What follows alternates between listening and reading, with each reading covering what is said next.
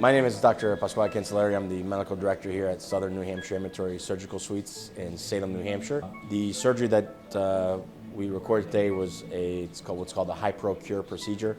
It's designed to correct pediatric or juvenile flat foot. It consists of putting a small stent in a joint called the subtalar joint.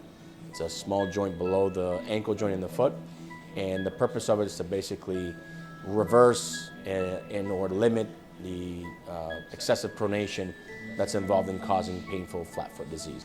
This procedure is done under local anesthesia through an incision just less than 1 centimeter in length. It's very minimally invasive. It's not violating any joint spaces. It's not destroying or removing any cartilage. It's not fusing joints. I've done several of these procedures on patients who suffer from painful flat foot disease, and they've all done terrifically well, and I'm proud to be a master surgeon for this procedure. So after we make the small incision, we dissect down through the subtalar joint and insert a special guide wire. That guide wire does a couple things. One, it allows me to analyze the axis of the joint. Every patient has a slight variability in axis, and we want to make sure we get the exact axis for the patient. Once that guide wire is inserted, we take a very quick x-ray in the operating room to assure that the guide wire is where we need it to be.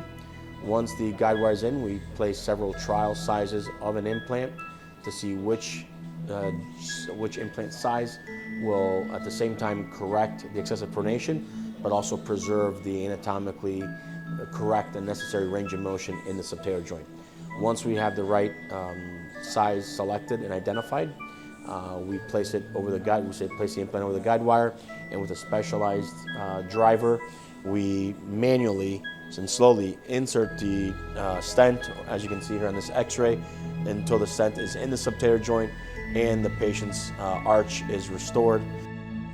And then we suture over the implant so the body heals over it and locks it in place.